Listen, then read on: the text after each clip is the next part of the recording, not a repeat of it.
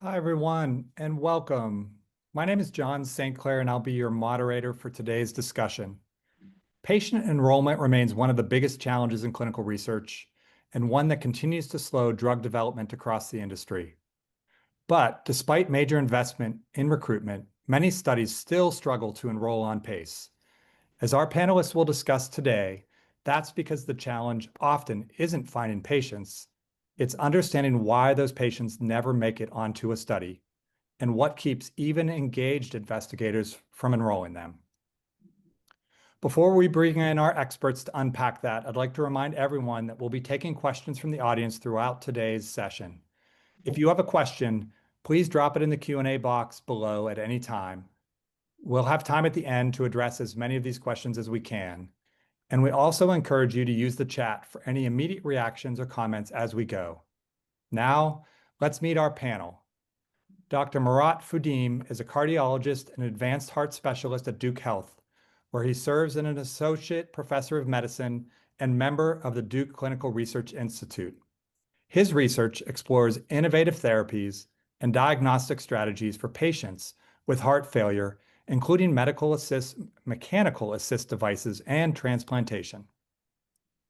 He was recently recognized by the Heart Failure Collaboratory with a site-based research award for top principal investigator, honoring leadership in innovative trial design, execution, and inclusive patient enrollment. Actively leading numerous concurrent studies, Dr. Fudim brings a hands-on view of what drives high-performing sites and what sponsors can do to better support them. Dr. Bimal Shah is a cardiologist, healthcare executive, and venture partner at Raven, where he helps launch and guide emerging health technology companies. Before joining Raven, he co-founded and served as Chief Operating Officer of Homeward, a technology-enabled care company focused on reaching patients in rural communities. He also held leadership roles at Livongo, Teladoc Health, and Premier Inc., where he helped integrate data and digital health tools into patient care, including new approaches to identifying and recruiting participants for clinical trials. Dr. Shah began his career as a principal investigator and faculty member at the Duke Clinical Research Institute, leading multiple cardiology and outcomes studies, and continues to serve as an assistant professor of medicine at Duke University. Thank you both. We're really looking forward to this conversation. To help kick things off, we'd love to get a quick pulse from the audience. We'll be putting a poll up. Question about when enrollment slows. Would love to hear from the audience on this particular poll to get us started.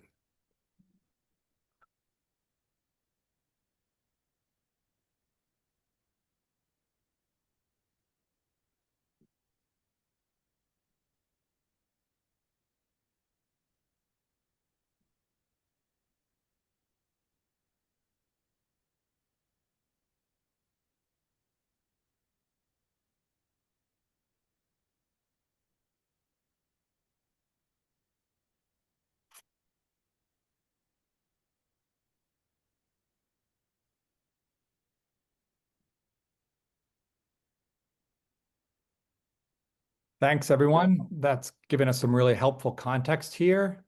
And it looks like the majority, 39%, the highest score here was enrollment slows, with the biggest disconnect typically lying on limited PI engagement or prioritization.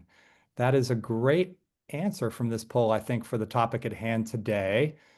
Second, at 28%, is site staff bandwidth or resource constraints, and then followed by two more around protocol design or visit complexity and small eligible patient pool. That's really helpful. There's rarely just one reason, though, enrollment slows down, but we tend to see a few familiar themes come up. Things like PI focus, site staff, and bandwidth, and protocol complexity, all of which show up in this poll results here. And often underneath all of that, there's a deeper question about how the work itself is structured and supported. And that brings us up to our first topic of the day, incentives. Dr. Shah, during our prep call, you talked about how the incentives in today's research model can pull sponsors, CROs, and sites in different directions. Could you expand on that and how these pressures end up shaping enrollment? Yeah, and so excited to be here, John, and to the two technology team. So thanks for having me. I think this has been, an issue that's plagued clinical trials ever since I was a junior investigator and a fellow. And, we typically think about the good nature of both, physician investigators, PIs, as well as patients, and their desires to be on the most innovative and cutting therapies. But the reality of site-based research is there is real cost at the site level, at the patient level, to manage, to enroll, to follow, patients, and also the regulatory complexity that overlays all of that. And, for as long as I could remember, we still live in this paradigm of, sponsors and CROs paying for just, that overhead and a fixed payment per patient enrolled, and then for some milestones as it relates to follow-up, without, really any regard to, number one, do we select the right patient that met the inclusion criteria, which sometimes plagues some trials. Two, was the protocol adhered to in the fashion that was intended? And then three, what's the quality of the data that comes from the site? All of those things seem to be obviated as we just think about a fixed payment per patient enrolled, all the way through the conclusion of the trial. And so, this, continues to bear out. And I think the friction that we see between sponsors, CROs, and the sites of, number one, how do we make sure that we enroll patients in trials in a timely fashion? Two, how do we get the data that we want? And three, how do we make sure that those incentives align to what really matters at the end of the day to the sponsor, which is speed, the right patients in the trial, and the trial milestones being hit on time. And for years we've contemplated different ways of paying for quality, paying for adherence to protocols. And you'd think that in most situations that should align the sponsor to the CRO to the site, but for a whole host of reasons that Murat and I are happy to get into, we've not made that pivot to paying for performance, similar to what we do in providing clinical care. And so that serves as a real barrier that we continue to see today in being able to quickly and efficiently enroll the right patients at the right time for the right type of studies. And on that last comment, Dr. Shah, maybe Dr. Fudim, you could share some of your perspective on the root challenge of getting those patients enrolled in trials. I recall from the discussion that it isn't necessarily a lack of patients that presents a challenge here. Well, I don't think there's going to be one route of limitations to get patients in the trial. I think you listed the number of key variables just in that poll.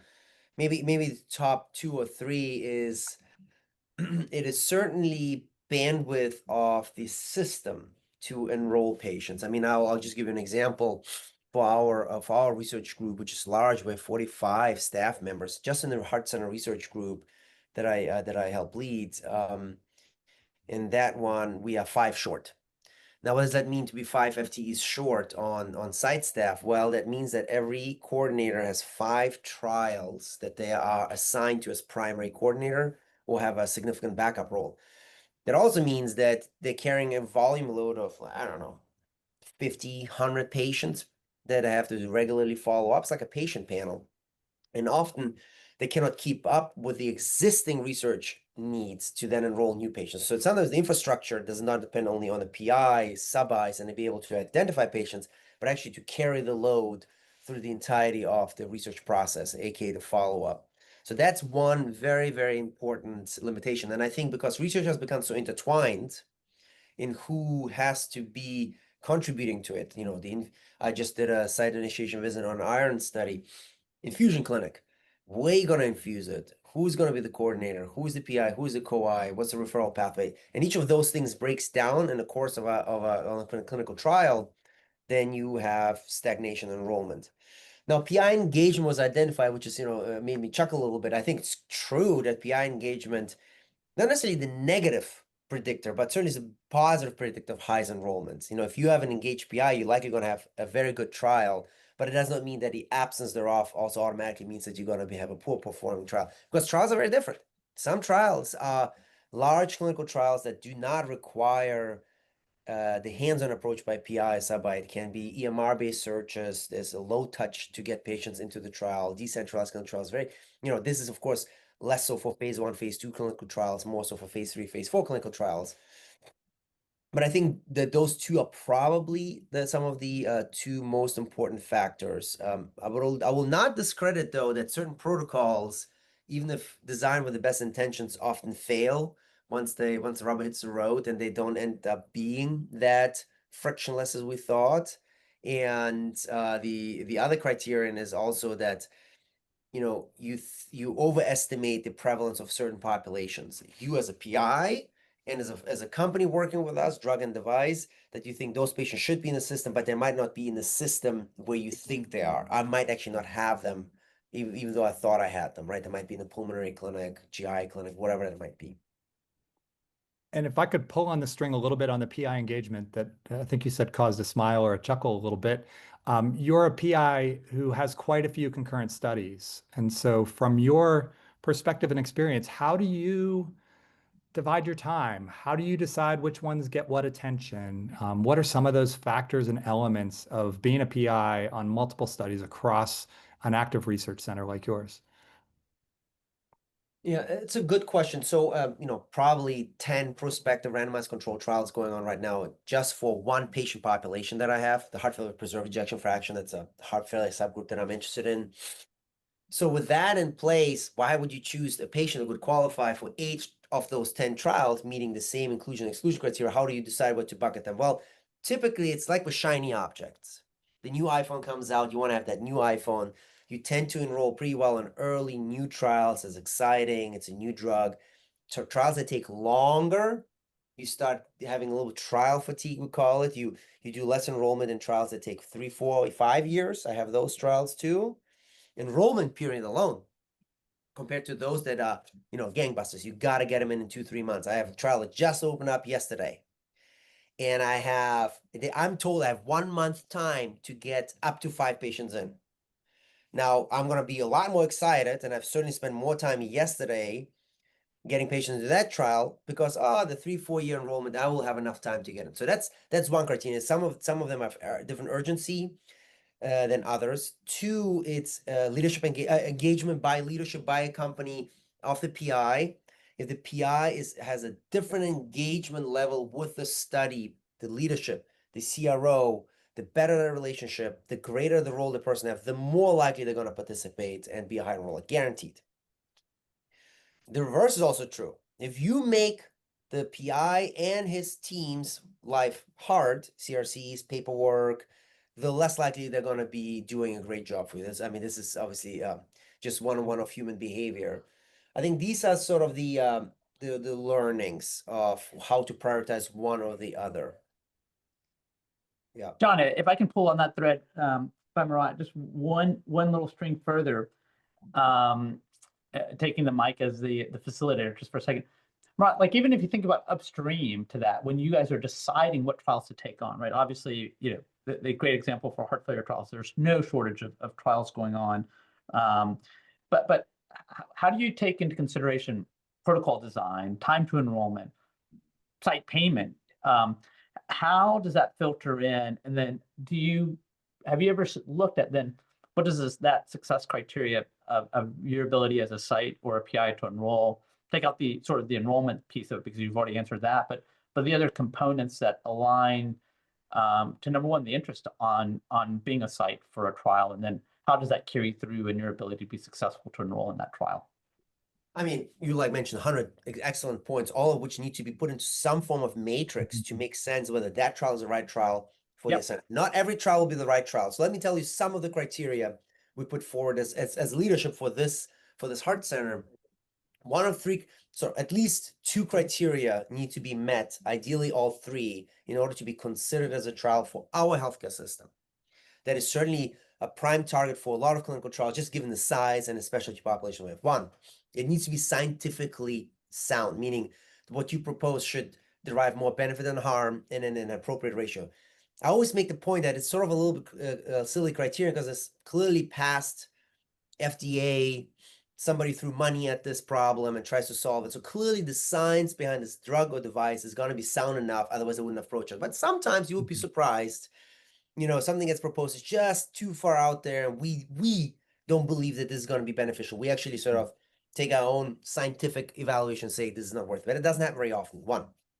Two, it needs to be of financial soundness, and this is actually now becomes a non-negotiable, because if there is not the ability to break even, which you would be surprised, our heart center has been negative up until this year, with at the end of the year books, and remember this is balancing all the books, NIH, non-NIH, but if this trial is to derive us a loss, it's just not going to happen. This is a non-starter now. Now, 2-3 years ago, we would have taken some bets where we say it's so important, I don't care, but now it's non-negotiable. This is a little bit different between NIH portfolios, pharma and drug, where for pharma and drug, we can make this non-negotiable as a term. With NIH, there's no negotiation, so it is what it is. We often actually, I would say in every study that we do with NIH, we tend to derive losses,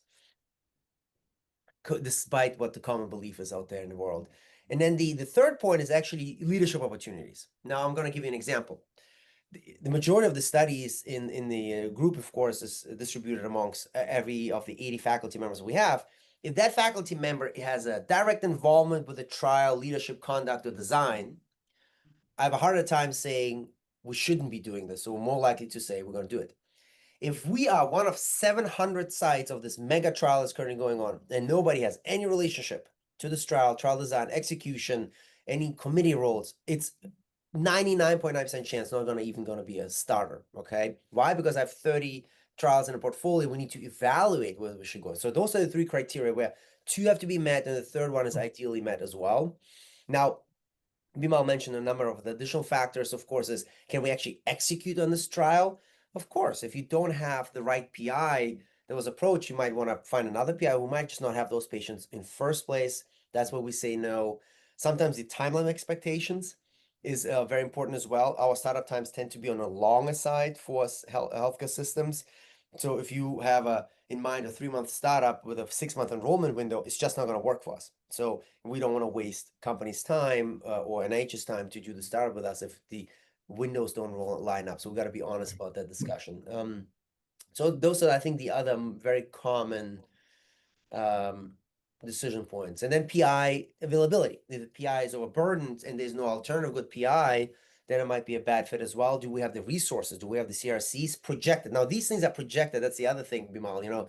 If I had to sign up for a trial now, interestingly, I'm actually projecting 6 to 9 months out. I have to look in the future. In healthcare systems, that is not always easy, but that's the bets you also place. Do we going to have this for those trials?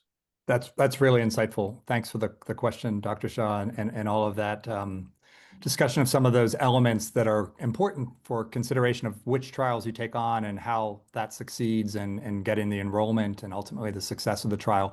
We're going to move on to a second poll question for our audience at the moment. And this question is, when a PI has multiple active studies, what most determines which one they prioritize?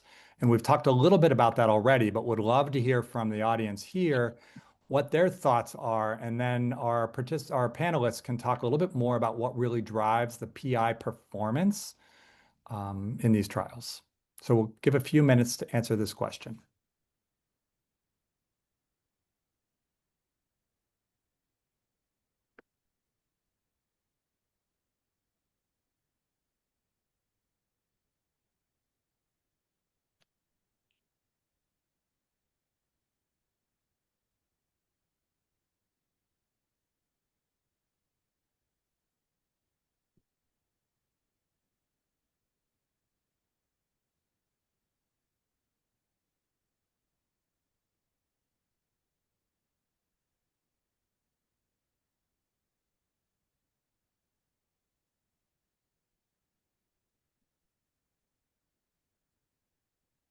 Okay, results are coming in. a good distribution across a couple of answers again this time. The first one at 37%, responsiveness and support from the sponsor or CRO. That's the leading answer in this particular poll question about what determines the studies that PIs are going to prioritize. The second answer at 31% is their personal interest in the science. And lastly, of substance here, 20% is a simpler protocol and visit schedule. I think we've heard a little bit of these in the last discussion with our panelists. And we know there's always a mix of factors behind the enrollment success. But one theme we kept coming back to in our prep calls was how much it depends on the site's overall capacity, which didn't seem to be a high answer here. The availability of staff and site infrastructure, one measure of capacity came in as 6% in our poll. So it's, I think what we heard from the participants ahead of time was it's not just the PI's motivation or the interest in the science, although that's a factor. Even the most driven investigators can only prioritize a study if they have the right infrastructure and people around them. Dr. Fadim, I heard you're down a few FTEs. That's impactful for you. Perhaps you could talk a little bit about being a high-enrolling PI doesn't always mean you have to work harder. It's about having that sustainability within your clinical practice that enables you to conduct the research. Could you talk a little bit more about how this looks in reality?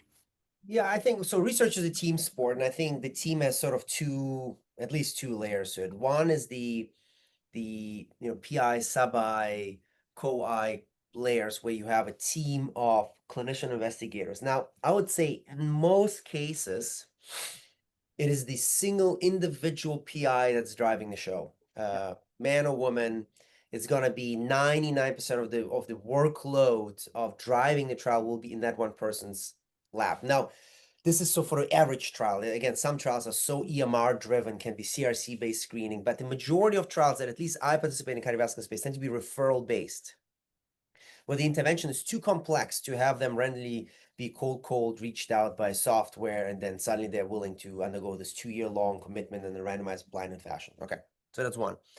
Having said that, in order to make this easier, you gotta build alliances where you incentivize your partners and build an alliance where I help you in your trial, you help me in my trial, we're going to be both in this trial, and incentivize them. And it's not meant financially, though that can be a component as well. Is there some research output? Is there some internal prioritization, internal validation,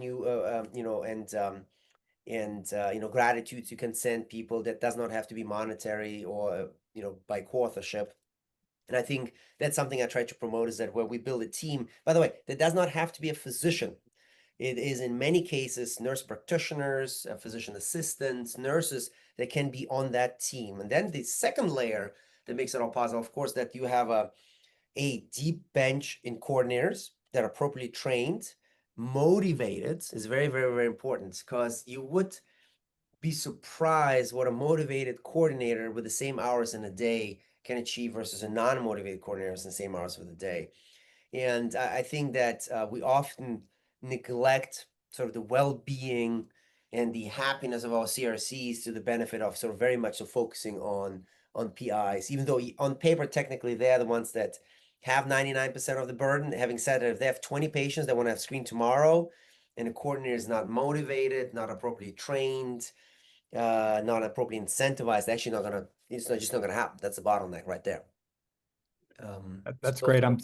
I'm seeing a couple questions and comments come in that could be directed to you, Dr. Shah, around what you meant in terms of paying for performance, especially with respect to recruiting spaces in the rare disease. I saw that come in the Q&A as well with regard to rare indication. There's a balance between incentivizing patients screening and enrollment, and it also may push bad patients through to reach the milestones. Is there a better item to incentivize in those types of trials?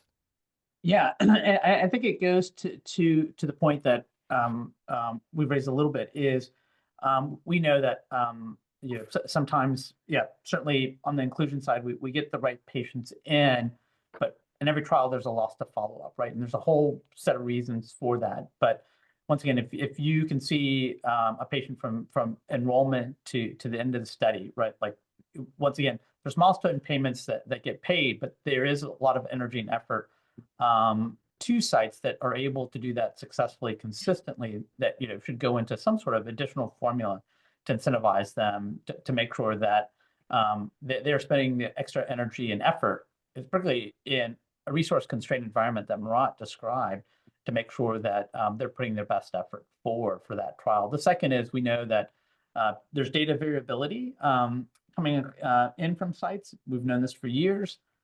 How do you incentivize to make sure that, number one, that the data is being inputted correctly, it's being, collected correctly, but then two, it's being shared with the sponsor, or sorry, the CRO at the right time. There's a lot of trials that I've been part of that, have just had delays in database lock because it was just pulling teeth at a number of different sites to get that last bit of information to adjudicate events. And so there's a number of different ways to think about this in the context of what the site payment looks like, of can you reward for better performance, because that is going to incentivize the site to bring on more staff. That's going to incentivize them to really hire the best and the brightest. That's going to incentivize them to make sure they're crossing their T's and dotting their I's.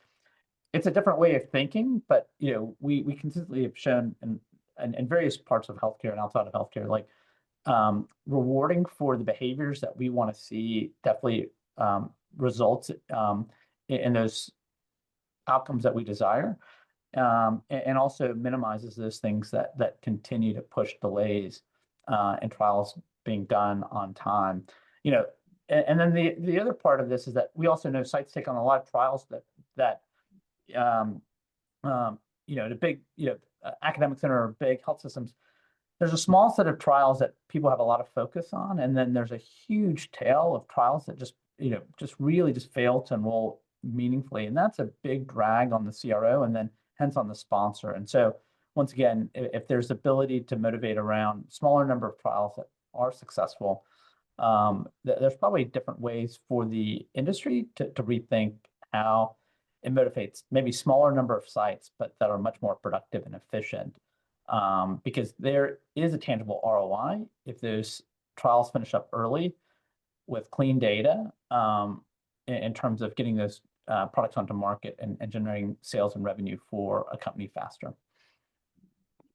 There's a lot of great questions in the Q&A as well that I want to pull forward. I'm not sure we're going to have time for everyone.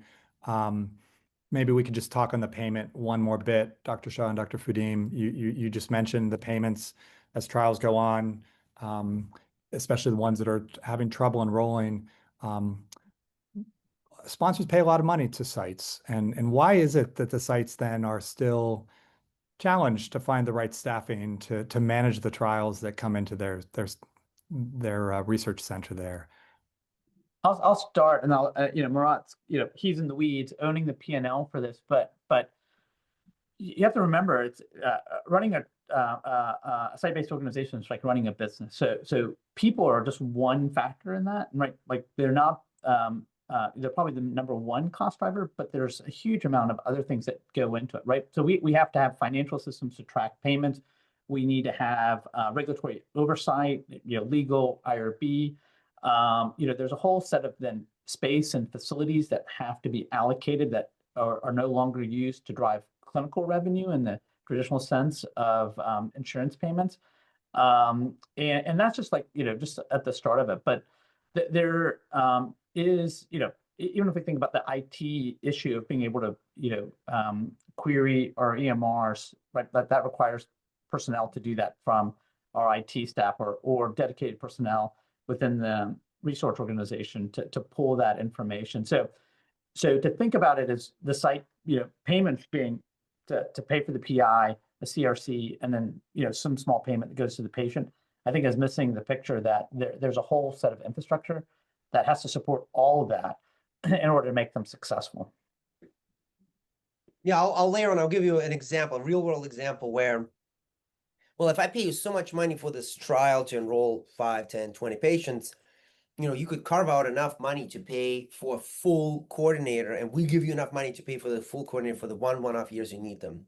So the counter argument to doing that and just using the bucket of money we either, by the way, anticipate Or is the company willing to give me the money upfront? No, it's usually anticipated funds in tranches. That money's not in hand. But let's assume we have a fully dedicated person for this one project with the money upfront. When the study is over, do you want me to fire that person? Because that study is over. Who's going to pay for that coordinator for others? Well, there will be other studies coming, but that is not certain. I just told you all that while there's enough business going around, you just don't know what will be 6-9 months from now. That person might not be required with that specific skill set, because we have nurses and coordinators that have different skill sets.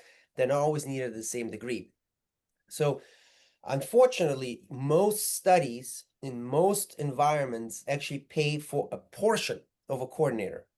So you're actually sharing that person across multiple studies, usually as I indicated, 3, 4, up to 5, 6 studies.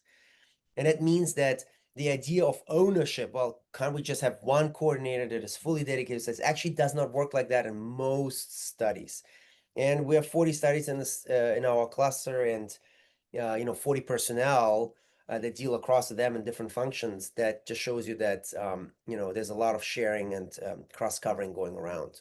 Yeah. Which is very hard. And then there's no one study that needs one coordinator. We actually use 2 coordinators. What if you go on vacation, maternity leave, training, vacation, right? Well, I guess we use vacation twice. There's a lot of reasons why the person's not there. You're going to pay for a second coordinator for that time then? Like it gets quite complicated very fast. That's a great segue to our third poll question, Dr. Fadim, and I think it's going to wrap us up here on this webinar. But you both just described, I think, a lot of the important responsibilities and realities that you have at the site, and some of the challenges in aligning incentives and designs of what the sponsors are looking to accomplish and achieve with your strong contributions in enrolling patients and conducting the actual clinical trial work at the site. We'll put up the third poll question that's going to go towards how sponsors can better support sites and PIs in achieving these goals of the clinical trials. The question itself on poll number 3 is, which sponsor action do you think most improves site performance once the study is underway? And we'll give a few minutes for our participants to share their thoughts on this last poll question.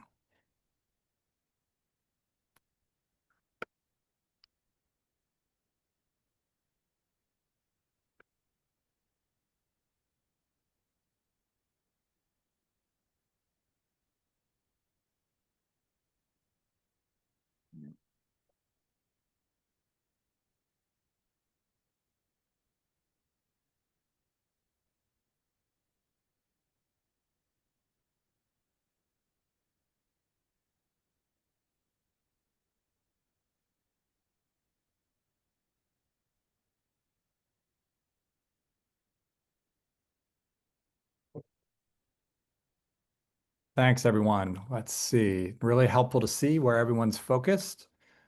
2 are rising to the top here. First is at 39%, providing a dedicated sponsor contact or champion for the site.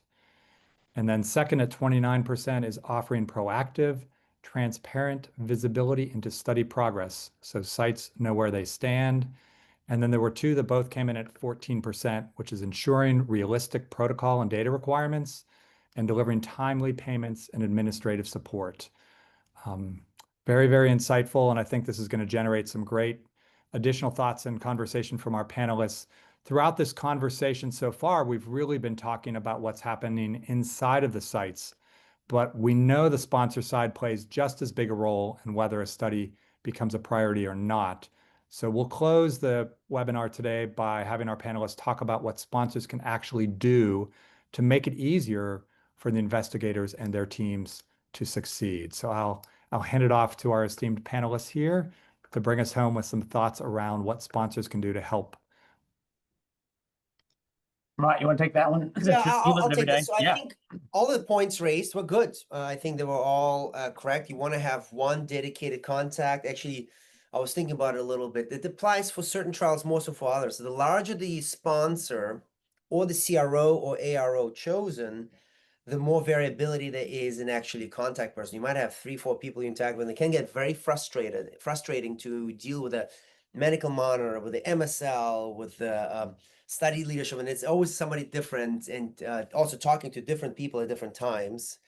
So that helps I would think one thing that I missed was engagement beyond the traditional settings. Investigator meeting, study coordinator meeting tend to be very engaging for staff and tends to prioritize your study over others because there's really the squeaky wheel phenomenon, right? If you are always on people's minds, and that does not mean that you have to send daily emails or have daily phone calls. It's sort of the variety of engagement through investigator letters, phone calls, meetings, that keeping at the forefront of mind. That's really at the end of the day what that is. You want to be the forefront of mind. And then you also want to be very helpful to the degree possible. I mean, you cannot try to put up barriers. So if the sponsor is perceived as having more training requirement, more paperwork requirement, I'm telling you, and it's happened again and again, this is going to put you low on the list because we don't like to deal with more paperwork and more training requirements. Could I interject a question here that's coming in that relates to your first point and one of the high answers in the poll about a champion, single point of contact at the sponsor level. When you're a small biotech with hundreds of sites, it's hard to have a dedicated sponsor champion for each site. How would you recommend a smaller biotech approach that feedback of having a champion? I would actually argue that the smaller biotechs has the least of the problem because it's not one per site or one for few sites. Is the smaller the study, let's say it's 20, 30 sites, usually it's one person sufficient, but there tends to be then a lot of consistency with one person's approach across sites. As a matter of fact, I have this analogy called Be Mike, I call it. I have my iPhone, I have my top people on the phone. My nurse is my most important person. Then my nurse, my physician assistant, my fellow Mark, and then Mike is number 4, while in one spot ahead of my wife. And Mike is more important than my wife sometimes. And so Mike is a company associate that I work with in one of my bigger, very heavy enrolling trials. And we communicated so often because there's a lot of protocol interpretation. There's also a role I have on a screening committee in this trial. So having this constant person rose to where I find him to be so helpful, he's now one of my most important contacts. So I always tell companies that, particularly small biotechs, be like Mike. Have somebody on the team that is an absolute ninja, that is a good personality, knows the protocol, tends to be a helpful individual, and tries to break down barriers. So I don't know that larger companies are at an advantage. I think actually they're at a disadvantage because they tend to be thinner spread, believe it or not, than smaller biotech companies where I met Mike. I never have met or will meet that contact person at a larger company. And that personal connection makes a difference when you have so many bells and whistles you're getting distracted by. Thanks. Yeah, and I think they're driving the point just to make sure that people understand we're not talking about having 200 individual people for 200 sites. That responsibility can be shared amongst 5 people. To Murat's point, he knows exactly who he's going to get when he picks up the phone to call that sponsor or that CRO, right? And he can go to that person to figure out a number of things, but just don't misconstrue that every biotech needs, a person for every site. It just needs a point of contact for that site where they can go to one person to get their answers, and that person then will go and bird dog the answers to those questions or those protocol questions or those issues. And I'd also add, like, between the sponsor and the CRO, I don't think the sponsors hold the CROs feet to the fire, right? There's this mentality of like, we can quickly get you 200 sites, but the question should be, can you pre-qualify those sites? How do they perform in your last 5 heart failure trials? What was the enrollment success? What was the data quality success? Were the PIs at those sites engaged? They attend all the investigator meetings. There's things that you could really do as a sponsor to really qualify those sites, because once again, there are motivations that are differing between the sponsor and the CRO, and so the more that you can align what your expectations are going to help you better align to get to those sites where the sponsor is engaged, that they've got the infrastructure and the personnel, they've got processes and protocols to drive efficient and high quality enrollment with minimal loss to follow up. So once again, this is not necessarily just a CRO to site issue. This is really, at the tip of the spear of the sponsor, really having high expectations of their partners or their own staff to make sure that they are doing everything that they can to pre-qualify where they're going to get the best engagement.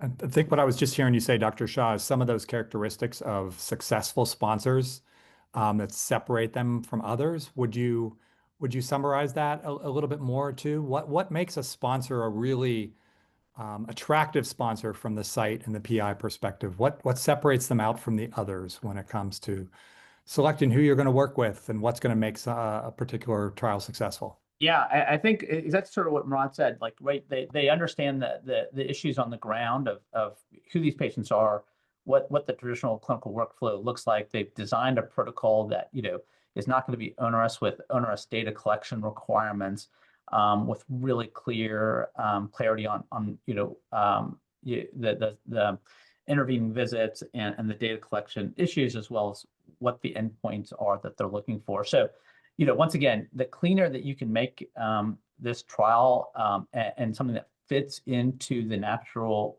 clinical workflow are those sorts of things that makes Murad's job easy for his staff, to get excited, number one, about a trial, but also to be successful in that trial.